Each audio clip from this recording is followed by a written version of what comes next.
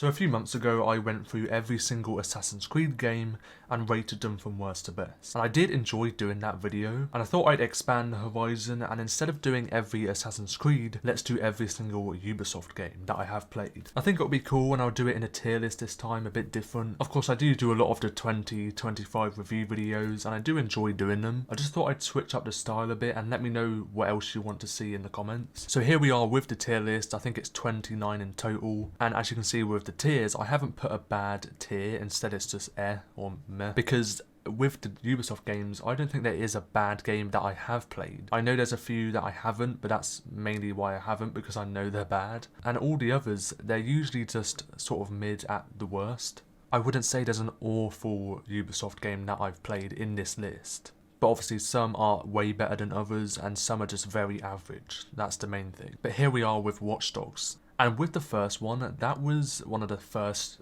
games that I ever played as a single player, you know, playing the story from start to finish. It was one of the first I ever did. And it was a great start to it, because it's honestly still one of my favourite games ever, the first one. And mainly, I think it's because of the story. I think that's the main thing. Of course, the gameplay is so unique as well. That was one of the main reasons why I wanted to play it. And then I also found out that the story and the theme was just as good. Because with the first one, it's just way more dark, it's way more sinister, and it does focus more on the protagonist and his sort of personal life. Of course, Aiden Pierce, as we know, and his personal trauma and everything, and it's just way more deep and just compared to the other ones. And of course tie that in with the unique hacking side, which is always fun, and they keep on improving on that. And then for some reason they switched it up, and we'll get onto that. But as the first game goes, it's honestly going in best. I mean, it's genuinely one of my top 10 games of all time, I think. Which is funny why it's the first one on the list. But and then Watch Dogs 2, it was again the same sort of thing. They just added a few more gadgets, they made the gameplay just more improved. Not like by an insane amount, but they definitely improved it slightly.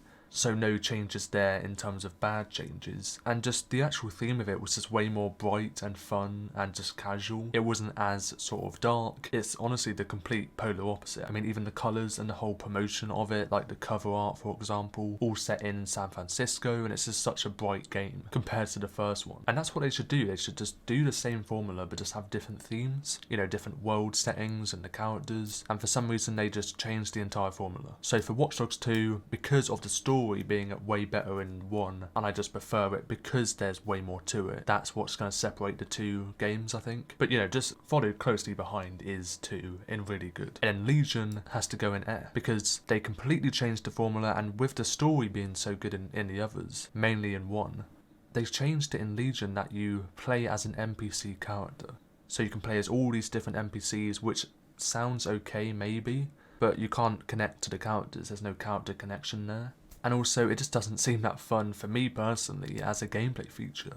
I don't understand why they did it. They should have just stuck with the same formula, like with Far Cry as well, and that would have been perfect. But again, just with a different theme. And that's the other thing, is that I don't think it's a bad game. There's some bits I did enjoy because of the setting. That was the main thing. It does look good. It's London, so there's a bit of bias there with me. Of course, England is my setting, and that's why I was excited for it when they did announce it, and they just changed it entirely for some reason. So the story is very lackluster. I just didn't really care for it that much, and the characters, you don't connect as much. There is one main protagonist, but then you start playing as other characters and it just gets, you just don't have time to connect, you know? And who knows, I mean, some people might like it, but a lot of people can agree that it is one of the worst games they've made. But again, with me, it's just average, just very average. So that's with Watch Dogs. And then we have For Honor, which is the only game on the list that is a standalone title. And also, it's the only game where I can't even pinpoint it being a Ubisoft game. It just doesn't feel like it at all. And just playing it, I couldn't even tell you it's a game made by them. And I do appreciate them going down this route, because it's completely different to what they've done. It is a unique gameplay style, because it's basically, if you haven't played, it's like this fighting battle arena combat, and you play as 3 different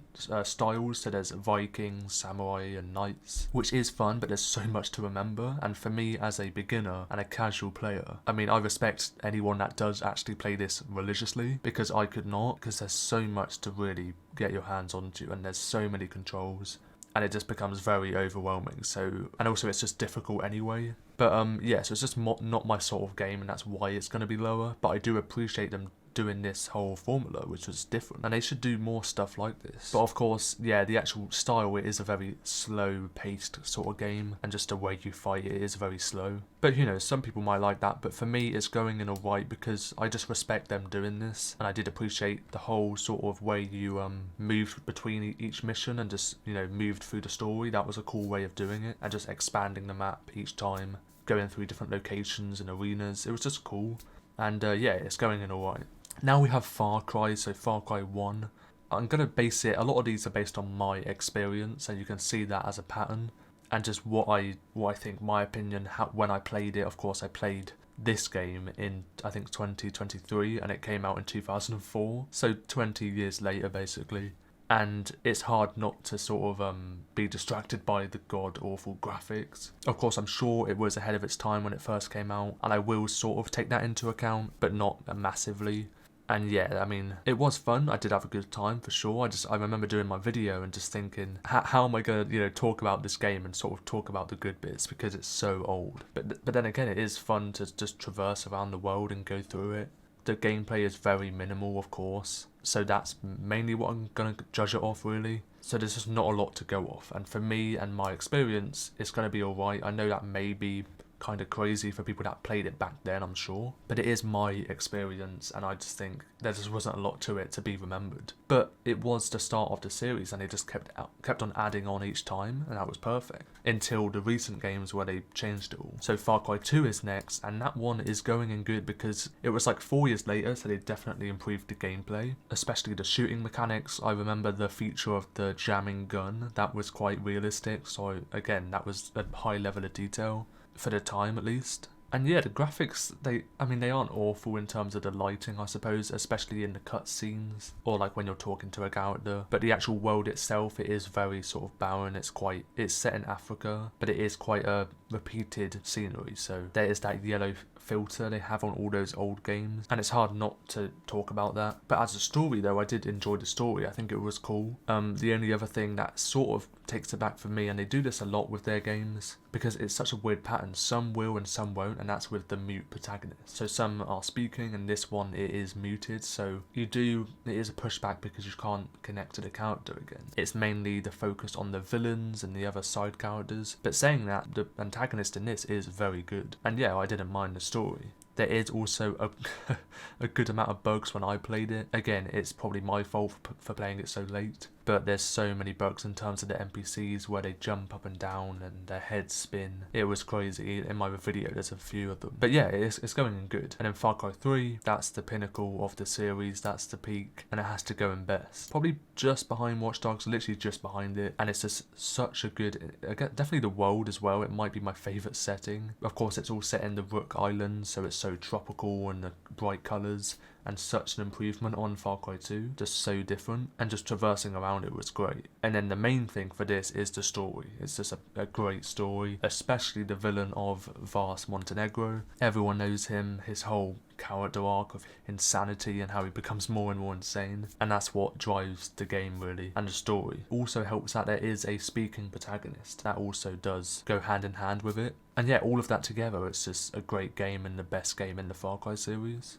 and I think a lot of people can agree on that. And then we have 4, which is going to go in really good, I think, but only just over Watch Dogs 2.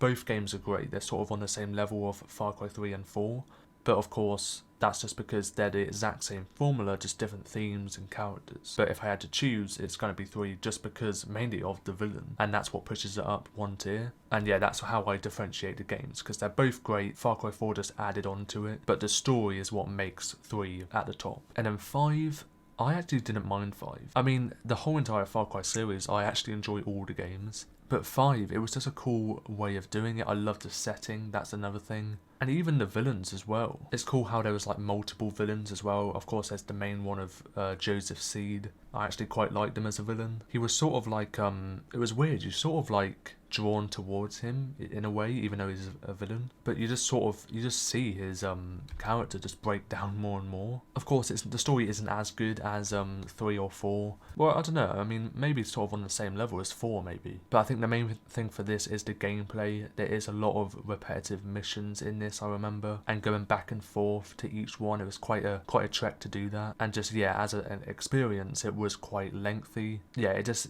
a bits where it was a bit boring. So it's probably going to go on the same level as good. I wouldn't say it's alright, because there's so many things I do enjoy about it, as I mentioned, but it's probably going behind 2 maybe, but they're very close together, to be honest. And then we have 6, which I know a lot of people hate this game. Again, with me, I didn't mind it. I did sort of like how, I know they did change the formula, and that was their sort of mistake. For me anyway, I just found it as a fun game because of the, I think it's the Supremos, and they have like basically like a jetpack on your back, and it has like a massive gun, and there's so many different customizable options, so many just wacky guns and weapons in it, where they just went all out with it. It doesn't really make any sense, and that's why as a game as a whole, it isn't perfect, but it is also fun. I think that's the main thing to take away, is that the gameplay, there's just so much you can do, and it's so experimental, and that's why I liked it. But then also the story does take it down a significant amount. I just didn't really care for it that much. Also, the villain of Anton Castillo, played by Giancarlo Esposito, who is amazing. I was also excited for this, but they promoted him so much, and then he's barely in the game. He is in a good amount, I suppose, but it's only until the very end. There's just not that much of him for how much from promotion they used. I also do like the world. It is very vibrant. It's similar to 3 in a way. So yeah, I did enjoy that. It does look great. But it's probably going to go at the top of alright. Because, you know, if the story isn't great and the mission types, it can easily get repetitive, and you just easily don't really care as much. There's only so much the world can do, and also the weapons, that was a bit that I did enjoy, but everything else, it just sort of takes it back a bit, and that's why it's going at the top of alright, I think. Next we have New Dawn, which, again, I wasn't really the biggest fan of. It's also a spin-off of, I believe, 5, so there is parts of Joseph Seed in there, but there's a lot of like hallucination sort of stuff, which just gets a bit repetitive, and it's just not, it just goes on for way too long, and there's a ton of them in there. It's quite a big part of the game. And then also, a lot of it I can't even really remember. It's sort of saying something, but I remember the mission design. It was very difficult to know where to go and what to do. There were so many times when I had to search up a video, and maybe that's just me, but I didn't really have that as much on the other game. One of the first missions, I didn't even know where to go or where something was, and it just says a lot about the game design. So it's going to have to go in air. It's just not very memorable, and yeah, the reasons why I explained. And Far Cry Primal, that is also a spin-off, I believe, where it's all primal weapons. I do appreciate them doing that. That was cool. Of course, it's way more slower paced, and I think I played it right after Far Cry 6, so they're completely 2 different games. Of course, you have the Supremos in 6, and you go back to bows and arrows in Primal. So it was a cool concept, I must say. I'm not the biggest fan of survival sort of games anyway, but it was a cool concept. And again, it's just the same sort of thing where it does feel a bit repetitive, and that's just me maybe. But I think I did prefer it to Far Cry 6, but it's going to have to go just above it, I think. I wouldn't put it on the same level as 5 or 2. And that is Far Cry as a whole, and then there's The Division. Now, the first one, for me, and again at my experience, I just preferred the second game. I think it's way more forgiving for a casual sort of player. I found the first Division very difficult. There's not much you can do on the difficulty settings as well. And yeah, it's very tactical. I do like that feature, and that's the main takeaway from the games. It's very sort of cover shooting, tactical strategy. But I think as a whole, and again with the world as well, they definitely improved the gameplay in 2. But I know there's a big fan base on the first game, and I think the story is definitely better in 1 from what I remember. But the main thing is that I just couldn't really get into it that much because of how difficult it was, just straight up. Whereas I just prefer 2. It's just way more laid back a little bit. There's still a bit of difficulty there, definitely, but yeah, it just helps in terms of what you do in the missions and the weapons itself. It's just way more forgiving. So I'll put the Division in good, and then probably the Division 2 in really good.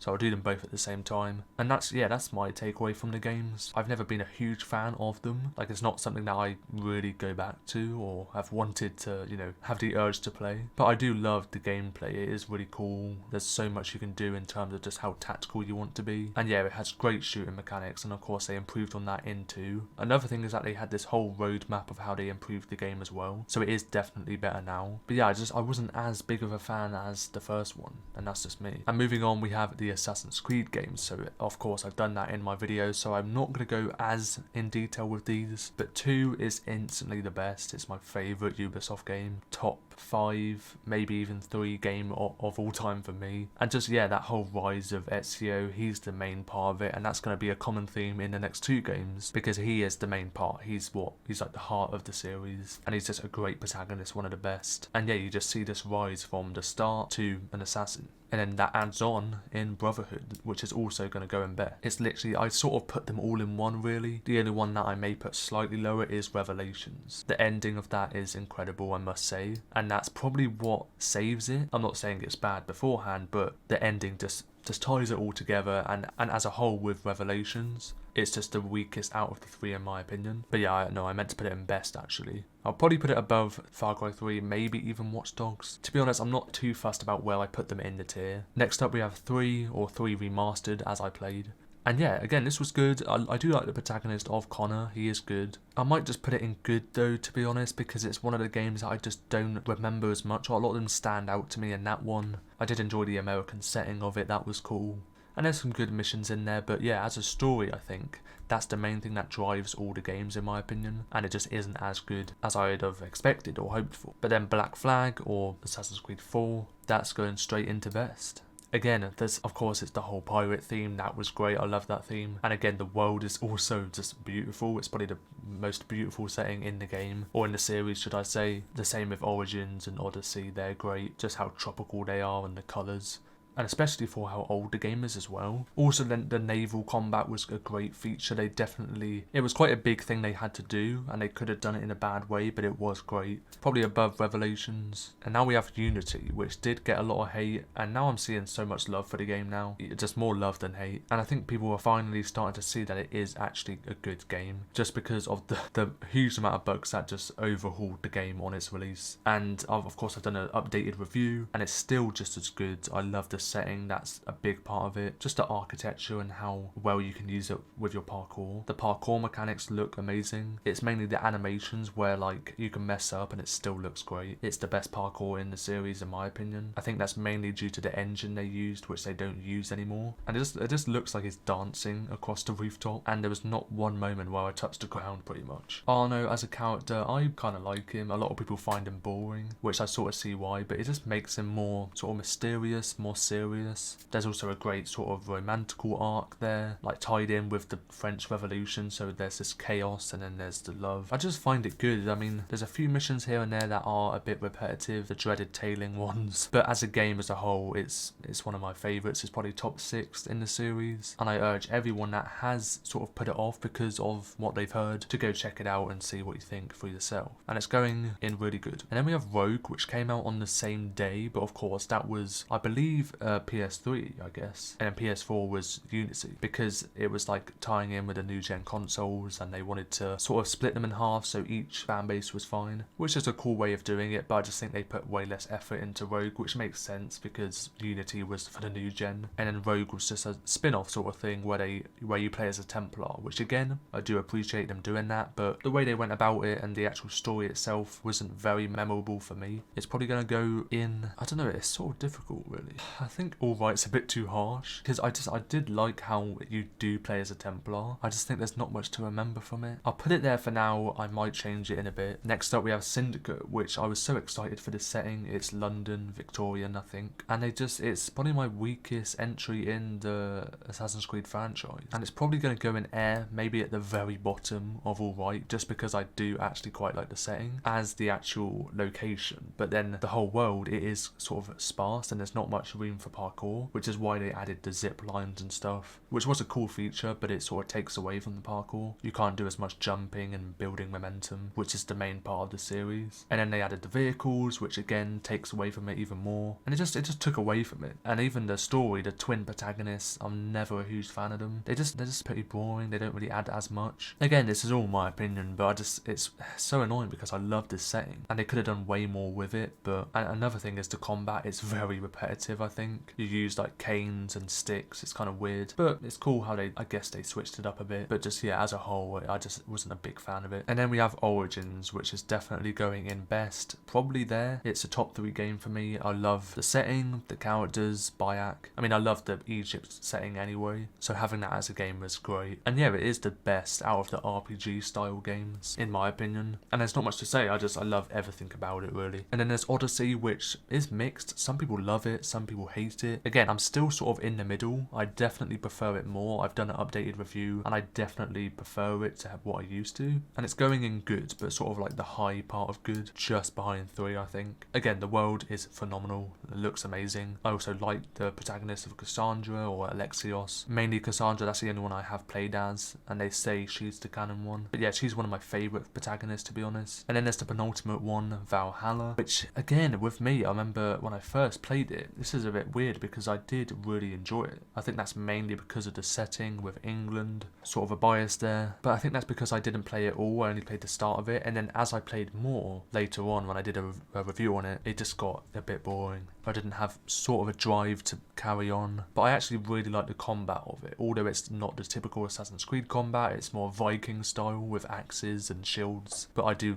love it. It's so lethal and so brutal. That's the big takeaway. Again, as I said, the setting, although it is sort of repeated with the grasslands, it's quite boring, but I quite like that, and I'm sort of familiar with that. But also, like, all the characters are great as well. I think it was mainly the story itself. There's a huge amount of dialogue in there. And who knows, maybe it's another one I have to do another updated review on, because I played it years ago when I didn't do the videos. Then I did a review, and maybe now it's time for another one. But for now, it's going at the bottom of good, probably just behind or above Far Cry 5. There's definitely a good amount of stuff that I like about it, and a handful of stuff I don't like. And then there's Mirage, which is sort of one that is sort of forgettable. They said they'd go back to the roots, and it is in a way because it's more stealthy, but they just sort of forgot about other parts. Like, the combat was awful in this game. I just remember that. There's like nothing you can do, you just have to time it where I think the enemy shines red, and that's when you go, and that's literally it. It just does an animation. There's just not an awful lot there. The stealth is good, I must say. You're not always going to be doing stealth, and that isn't a big thing that's going to make it go right to the top. The story was quite forgettable. And the setting of Baghdad, I remember when they announced that, I was sort of skeptical. It is very repeated because of the architecture, and it's quite a small setting. There's not much open world bits, but that's because it wasn't an RPG style game. They wanted to go back.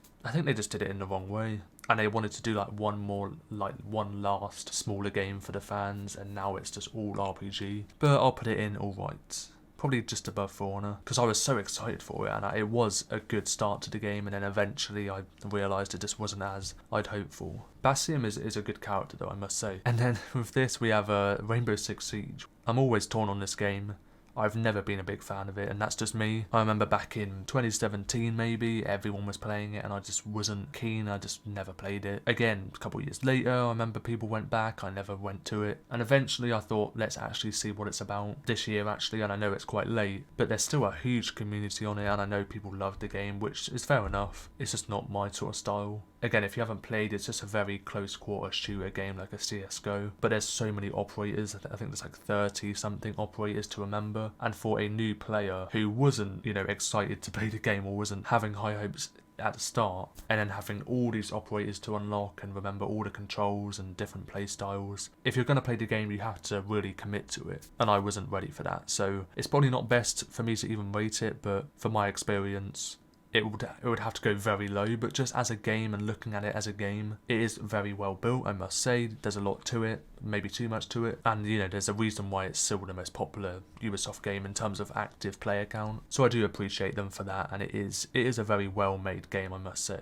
But it's probably going at the very top of good, the very top. I don't want to put it on the same level as really good, sort of looking at it, as I said, as a game, but also taking in my experience. So you meet in the middle, it's good. Then we have lastly the Ghost Recon series, which Wildlands is top 10 Ubisoft game, I think. I do prefer the more open world style, so maybe Ghost Recon is more my genre rather than Siege, and why I prefer the Division 2. And yeah, I think it's probably going to go in really good, probably just under Watch Dogs 2, maybe just above it actually, probably about there. I just love it. It was just perfect. The world is just it's just massive, but there's so much to uncover. But the main thing with this is the gameplay and the whole movement of it. It's so tactical and so strategic, but also has a great running story. story through it, and it's just one of those games where you can sort of play it at any time, I'd say. And there's a reason why both the games I think they're both on like 100,000 plus views, so there's a lot of people that are wanting to come back, and it is one where anyone can do it, even if you're a beginner or a pro, whereas Siege is a bit different, and that's why so many people are still wanting to play it, because it's just easy to jump onto. And I do recommend it to really anyone, and Wildlands is definitely the best one of the two, whereas Ghost Recon Breakpoint, it was a rough start, I must say, because of the bugs. That was one thing, and then also the gear levels, and it was just a weird formula of how they did it. They made a good amount of changes, but then now they have the Ghost experience where you can change it back to gear levels or no gear levels, and there's so many customization options. It's another one where I don't think people realise, but now more people are starting to realise that they have actually improved the game and made changes, and they definitely have. There's so many ways you can fit your playstyle, so I do prefer it a lot more now. Saying that, I never played it back then anyway, but now is probably the perfect time to play it now, because there's so many changes they've made. And yeah, it's just way more flexible to you and how you like to play. But then I think the main thing with this, whereas Wildlands didn't have as much, was the repetitive missions. Also going back from the top of the map to the bottom to the top again. Just going all over the map to such long distances just to like speak to a character. There are so many repetitive moments in this, and that just takes it down entirely. And for me, it's going at the bottom of good. Yeah, if you're going to play one of the two, I definitely recommend Wildlands, but they did also, I must say, they definitely improved on the movement of it, and the gameplay and the movement is probably the best it's been, but then the mission types and the story just takes it down. And that is my tier list of every single Ubisoft game that I have played. I think that is all of them, and yeah, there is a good amount, and there's still a few that I haven't played. Maybe I'll do a video on them. But yeah, let me know what you think of my tier list in the comments. Hopefully I haven't made too many people angry. I wouldn't say I have. I think I've been respectful in terms of just my experience of the game, what I think and my opinion, but also judging it as a game and why other people like it. I think this is quite a fair list, I'd say, but who knows. And there we have it. I hope you did enjoy this different style video. Of course, I do like doing the reviews, I must say, but every now and then I want to sort of do a more laid back, casual video. And of course, the reviews, they do take quite a good amount of time to make, and it just means I'll put out more, which I think is a good thing. So if you did enjoy this video, then let me know by tapping that like button down below. And if you enjoy single player and multiplayer games as well, then that's what this channel does focus on. I have many playlists on a selection of games, so you can subscribe to the channel if you'd like to. And if you want to support me any further, then you can become a member of the channel at either level 1 or 2 to gain access to various perks. Then tap the join button below. Thank you all for the support and watching until the very end. And that was every single Ubisoft game rated from worst to best in a tier list, and bye bye.